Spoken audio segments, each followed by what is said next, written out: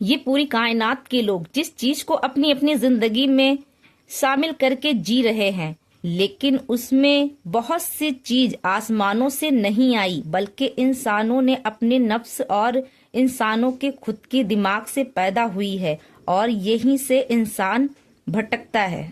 تو سب سے پہلے سمجھنا ہوگا کہ اللہ کون ہے، اور اللہ کے بارے میں قرآن کیا کہتا ہے۔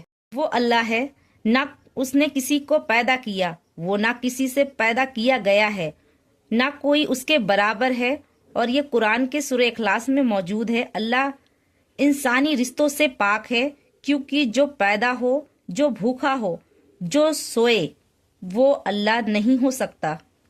حضرت عیسیٰ علیہ السلام اللہ کے سب سے بڑے نبی تھے، معجزہ تھے، رحمت تھے، لیکن اللہ قرآن میں صاف صاف کہتا ہے کہ عیسیٰ مریم صرف اور صرف ایک نبی ہے، اور یہ قرآن میں صفحہ نمبر 5 سے لے کر 75 میں موجود ہے۔ جب حضرت جبرائیل علیہ السلام تو انہوں نے صاف طور سے کہا، میں اللہ کا بھیجا ہوا فرشتہ ہوں۔ تو اب سوال یہ اٹھتا ہے کہ اگر قرآن میں صاف صاف بتایا ہے تو لوگ غلط ہوتے ہوئے بھی اس بات کو صحیح مانتے ہیں۔ تو یہ لوگوں کی اپنی اپنی سوچ ہے۔ جو چیز انسانوں نے بچپن میں دیکھی، جس ماحول میں پلے، اسے وہی صحیح لگتی ہے، چاہے دلیل اس کے خلاف ہی کیوں نہ ہو۔ معاشرہ یعنی سماج، انسان اکیلا سچ کے ساتھ کھڑا ہونے سے ڈرتا ہے۔ اسے لگتا ہے کہ بھیڑ سے وہ الگ رہے، اسے لگتا ہے کہ بھیڑ کے ساتھ رہنے سے اچھا ہے تو اکیلے رہنے میں زیادہ بہتر ہے۔ اب آ جائیں ایموشنل اٹیچمنٹ میں۔ جب مذہب علم نہیں چاہت بن جائے تو دلیل دشمن لگنے لگتی ہے اور حق بات چبھنے لگتا ہے۔ اسی لیے اللہ قرآن میں بہت بڑی وارننگ دیتی ہے، اگر آپ زمین کے زیادہ تر لوگوں کی پیروی کرو گے تو وہ تمہیں اللہ کے راستے سے بھٹکا دے گا۔ یعنی سچائی کبھی بھی تعداد سے ناپی نہیں جاتی ہے۔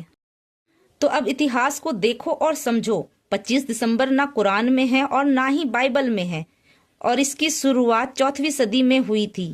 رومن کنگ کانسٹنٹائن نے راجنیتک کے لیے کیا تھا۔ سینٹ گول فیسٹیول کو سول انوکٹس کو حضرت عیسیٰ علیہ السلام کے نام سے جوڑ دیا۔ یہ فیصلہ وہاں پر ہوا جہاں پر طاقت تھا، جائیداد تھا، غرور تھا، گھمنڈ تھا، وہاں پر نہیں جہاں پر اللہ کی وحی آتی تھی۔ لیکن اب سوال یہ ہے کہ کیا یہ سب یوں ہی ہوا؟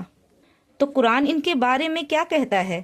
قرآن کہتا ہے سچ میں یہ شیطان کا کام تھا، اور شیطان انسانوں کا کھلا دشمن ہے، اور شیطان خود بھی کہتا ہے میں انہیں تیرے سیدھے راستے سے بھٹکا دوں گا۔